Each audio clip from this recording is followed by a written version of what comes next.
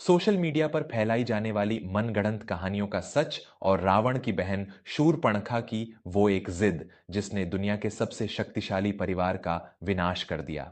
नमस्कार दोस्तों, मैं हूं विवेक वर्मा और वर्मा स्टोरीज में आपका हृदय से स्वागत है। दोस्तों, आज के इस डिजिटल युग में हमारे मोबाइल फोन पर, विशेषकर सोशल मीडिया और मैसेजिंग ऐप्स पर रोजाना हजारों ऐसी बातें और कहानियां वायरल होती रहती हैं जिनका सच्चाई से दूर दूर तक कोई नाता नहीं होता। आपने जो विषय आज चुना है वह भी उसी भ्रामक जानकारी का एक हिस्सा है। अक्सर इंटरनेट पर एक अजीब सी अफवाह फैलाई जाती है कि शूरपणखा की किसी गलती के कारण इस्लाम धर्म का जन्म हुआ। एक कहानीकार और अपनी संस्कृति व तथ्यों का गहरा सम्मान करने वाले व्यक्ति के रूप में मैं सबसे पहले पूरे आदर और स्पष्टता के साथ इस भ्रम को दूर करना चाहूंगा। ऐतिहासिक और प्रामाणिक तथ्यों के अनुसार इस्लाम धर्म की शुरुआत 7वीं शताब्दी में अरब प्रायद्वीप में पैगंबर मोहम्मद के जीवन और उनके उपदेशों से हुई थी। दूसरी ओर हमारे पवित्र महाकाव्य रामायण का कालखंड इससे हजारों लाखों वर्ष पूर्व त्रेता युग का है। रामायण की पात्रा शूरपणखा और इस्लाम धर्म के जन्म का आपस में कोई भी ऐतिहासिक, भौगोलिक या धार्मिक संबंध नहीं है। यह दावा पूरी तरह से निराधार है और केवल कुछ मनगढ़ंत कहानियों का हिस्सा है। एक समझदार समाज के रूप में हमें ऐसी झूठी बातों से बचना चाहिए और अपने प्राचीन ग्रंथों के वास्तविक स्वरूप और उनकी सीख को समझना चाहिए। लेकिन दोस्तों, रामायण में शूरपणखा के जीवन में एक ऐसी घटना, एक ऐसी गलती जरूर हुई थी जिसने किसी नए धर्म को तो जन्म नहीं दिया, लेकिन दुनिया के सबसे समृद्ध, ज्ञानी और शक्तिशाली साम्राज्य लंका को राख में जरूर मिला दिया था। आज मैं आपको शूरपणखा की वही असली कहानी, उसका इतिहास और उसके जीवन से जुड़ी वो जानकारी दूंगा जो हमारे समाज और आज के परिवारों के लिए एक बहुत बद्धा सबक है।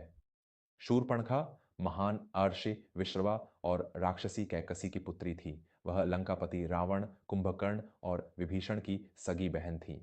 जन्म के समय उसका रूप ऐसा नहीं था जैसा हम अक्सर कल्पना करते हैं। जन्म के समय उसका नाम मीनाक्षी, मछली जैसी सुंदर आंखों वाली, और कुछ ग्रंथों के अनुसार चंद्रनखा, चांद जैसे सुंदर नाखूनों वाली रखा गया था। वह अपने भाइयों की सबसे लाडली थी। तीनों भाई अपनी इस इकलौती बहन पर जान छिड़कते थे, लेकिन जैसे जैसे समय बीता उसके नाखून सूप अनाज फटकने वाला बर्तन के समान बड्ढे, भद्दे और नुकीले हो गए, जिसके कारण उसका नाम शूरपणखा पट दच गया। बहुत कम लोग इस बात को जानते हैं कि शूरपणखा का एक अपना परिवार भी था। उसका विवाह कालकेय नामक राजा के एक अत्यंत वीर सेनापति विद्युत से हुआ था। शूरपणखा अपने पति से बहुत अगाध प्रेम करती थी। उनका जीवन बहुत सुखद चल रहा था, लेकिन नियति को कुछ और ही मंजूर था। एक बार लंकापति रावण अपने विश्व विजय के अभियान पर निकला। उसका अहंकार 7वें आसमान पर था। इसी अभियान के दौरान रावण का कालकेयों से एक बहुत ही भयंकर और घमासान युद्ध हुआ। युद्ध के उस उन्माद में जहां केवल रक्त और अस्त्र दिखाई दे रहे थे, रावण ने भूलवश अपने ही बहनोई यानी शूरपणखा के पति विद्युत जिह्व पर प्रहार कर दिया और उसका वध कर दिया। जब युद्ध के बाद शूरपणखा को यह हृदय विदारक बात पता चली तो उसके पैरों तले जमीन खिसक गई। वह विलाप करती हुई, अपने बाल नोचती हुई रावण के दरबार में पहुंची और उसे श्राप देने लगी। रावण को अपनी इस अनजाने में हुई भूल पर बहुत गहरा पश्चाताप हुआ। अपनी बहन के बहते आंसुओं को देखकर रावण का हृदय पसीज गया। उसने अपनी बहन को सांत्वना दी और उसके दुख को कम करने के लिए उसे एक ऐसा अधिकार दिया जिसने आगे चलकर रामायण की पूरी दिशा ही बदल दी। रावण ने शूरपणखा से कहा कि वह अब स्वतंत्र है। वह जहां चाहे जा सकती है, जैसे चाहे अपना जीवन व्यतीत कर सकती है। कोई भी उस पर किसी प्रकार का अंकुश नहीं लगाएगा। उसकी सुरक्षा के लिए रावण ने अपने दो शक्तिशाली सौतेले भाइयों खर और दूषण को 14,000 राक्षसों की सेना के साथ दंडकारण्य वन में नियुक्त कर दिया। शूरपणखा अब दंडकारण्य वन में एक स्वच्छंद और बेलगाम जीवन जीने लगी थी, लेकिन उसके मन के किसी कोने में पति की मृत्यु का दुहक और त्रिलोक विजयी भाइयों की बहन होने का भारी अहंकार पल रहा था। यही अहंकार और मर्यादाओं का टूटना इंसान के पतन का सबसे पहला कारण बनता है। और फिर वह दिन आया जिसने इतिहास के पन्ने पलट दिए। शूर्पणखा दंडकारण्य वन के पंचवटी क्षेत्र में विचरण कर रही थी। तभी उसकी दृष्टि एक कुटिया के बाहर खड्डिढे भगवान श्री राम पर पड़ी। राम का वह वनवासी रूप भी इतना तेजस्वी, शांत और आकर्षक था कि शूर्पणखा अपना सुध बुध खो बैठी। उसके मन की सारी मर्यादाएं टूट गईं। उसे लगा कि वह लंका नरेश रावण की बहन है, जो चाहे वह पा सकती है। उसे किसी के भी जीवन में दखल देने का अधिकार है। वह एक अत्यंत सुंदर स्त्री का मायावी रूप धारण करके भगवान राम के पास गई और अपने पूरे राजसी अहंकार के साथ उनसे बोली, हे वनवासी, मैं लंका नरेश रावण की बहन शूर्पणखा हूं। मेरे रूप और प्रताप के आगे स्वर्ग की देव कन्याएं भी कुछ नहीं हैं। तुम मुझे बहुत भा गए हो, इसलिए मैं तुम्हें अपने पति के रूप में स्वीकार करती हूँ। मेरे साथ चलो और सुख भोगो। मर्यादा पुरुषोत्तम राम ने बड़ी ही शालीनता और मुस्कुराहट के साथ उत्तर दिया, हे देवी, मैं तो विवाहित हूँ। मेरी धर्म पत्नी सीता मेरे साथ इसी कुटिया में है। एक पुरुष के लिए दो पत्नियों के साथ जीवन व्यतीत करना कष्टकारी हो सकता है। मेरे अनुज लक्ष्मण वहां बैठे हैं। वे भी अत्यंत पराक्रमी और रूपवान हैं। तुम चाहो तो उनके पास जाकर अपना प्रस्ताव रख सकती हो।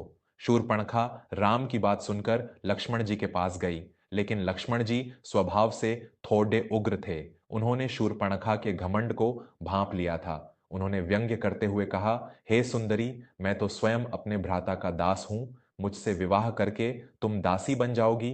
तुम वापस मेरे भ्राता राम के पास ही जाओ, वही तुम्हारे योग्य है। जब यह क्रम 2-3 बार चला और शूर्पणखा को यह आभास हुआ कि ये दोनों वनवासी भाई उसका उपहास कर रहे हैं, तो उसका राक्षसी और राजसी अहंकार बुरी तरह आहत हो गया। जिस स्त्री ने जीवन भर अपने भाइयों के बाहुबल का घमंड देखा था, जिसके इशारे पर लोगों की जानें ले ली जाती थीं, वह इस सामान्य से तिरस्कार को बर्दाश्त नहीं कर सकी। तभी उसकी नजर कुटिया से बाहर आई माता सीता पर पड़ते ही। सीता जी का मुखमंडल चंद्रमा के समान चमक रहा था और उनका रूप अत्यंत शालीन था। शूर्पणखा के मन में ईर्ष्या और क्रोध की एक भयंकर ज्वाला भद्दक उठी। उसके अहंकार ने उससे कहा कि अगर यह स्त्री बीच में न रहे तो राम अवश्य मुझे स्वीकार कर लेंगे। यही थी शूर्पणखा की वो सबसे बद्धी और अंतिम गलती। उसने अपना वह सुंदर मायावी रूप त्याग दिया और अपने असली भयंकर राक्षसी रूप में आकर अपने नुकीले नाखून निकालकर माता सीता पर उन्हें निगलने के लिए झपटी। भगवान राम ने स्थिति की गंभीरता को देखते हुए तुरंत लक्ष्मण को इशारा किया। लक्ष्मण जी ने पलक झपकते ही अपनी तलवार निकाली और सीता जी की रक्षा करते हुए शूर्पणखा के नाक और कान काट दिए। दोस्तों, नाक कटना केवल शरीर का एक अंग कटना नहीं था, वह असल में रावण के अहंकार का कटना था। वह लंका के अभिमान और एक उद्दंड अमर्यादित स्त्री के घमंड का कटना था। लहूलुहान और अपमान की आग में जलती हुई शूर्पणखा रोती बिलखती हुई अपने भाइयों खर और दूषण के पास गई। अपनी बहन की यह दुर्दशा देखकर खरदूषण ने अपनी पूरी सेना के साथ राम पर आक्रमण कर दिया, लेकिन भगवान राम ने अकेले ही उन दोनों भाइयों और उनकी 14,000 राक्षसों की सेना का वध कर दिया।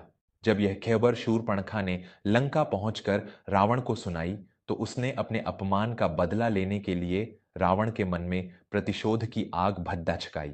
लेकिन शूर्पणखा यहीं नहीं रुकी। उसने रावण की कमजोरी को जानते हुए उसके सामने माता सीता के अलौकिक रूप का ऐसा बखान किया, जिसने रावण के मन में क्रोध के साथ साथ काम और अहंकार दोनों जगा दिए। रावण ने अपनी बहन के अपमान का बदला लेने और सीता को पाने की लालसा में माता सीता का हरण किया। और इसके बाद जो कुछ भी हुआ वह हमारा इतिहास है, हमारा महाकाव्य है। शूर्पणखा की उस एक भूल, उस क्षणिक वासना और उसके अनियंत्रित अहंकार ने रामायण के उस महायुद्ध की नींव रखी, जिसमें रावण, कुंभकर्ण और मेघनाद जैसे महान और अजेय योद्धा मारे गए। रावण का पूरा कुल नष्ट हो गया और सोने की लंका राख के ढेर में तब्दील हो गई। दोस्तों, शूर्पणखा का चरित्र आज के परिप्रेक्ष्य में हमें बहुत गहरी शिक्षा देता है। यह कहानी हमें यह सिखाती है कि जब किसी परिवार के सदस्यों में, चाहे वह बेटा हो, बेटी हो या कोई और, अत्यधिक अहंकार, ईर्ष्या और दूसरों पर अधिकार जमाने की भावना घर कर जाती है, तो वह पूरे घर के विनाश का कारण बन जाती है। आज भी कई परिवारों में हम देखते हैं कि किसी एक सदस्य की जिद, किसी एक की ईर्ष्या या किसी का अमर्यादित व्यवहार कैसे हंसते खेलते परिवारों को कोर्ट कचहरी और बंटवारे तक ले आता है। आप चाहे कितने भी शक्तिशाली क्यों ना हो, आपके पास कितना भी पैसा या रुतबा क्यों ना हो, यदि आपके कर्म और विचार मर्यादा में नहीं हैं, यदि आप दूसरों का सम्मान करना नहीं जानते, तो आपका पतन निश्चित है। हमें अपने इतिहास और महाकाव्यों से ये जीवन उपयोगी शिक्षाएं ग्रहण करनी चाहिए। रामायण हमें जीवन जीने की कला सिखाती है। हमें इंटरनेट पर फैलने वाली उन बिना सिर पैर की अफवाहों और मनगढ़ंत कहानियों पर ध्यान नहीं देना चाहिए जो समाज में केवल भ्रम और दूरियां फैलाती हैं। सत्य को जानना और उसे अपनाना ही हमारा सच्चा धर्म है। मैं हूं विवेक वर्मा। आशा करता हूं कि शूर्पणखा के विषय में दी गई यह प्रामाणिक और सत्य पर आधारित जानकारी आपको अच्छी लगी होगी। अपना और अपने परिवार का बहुत ख्याल रखें। नमस्कार।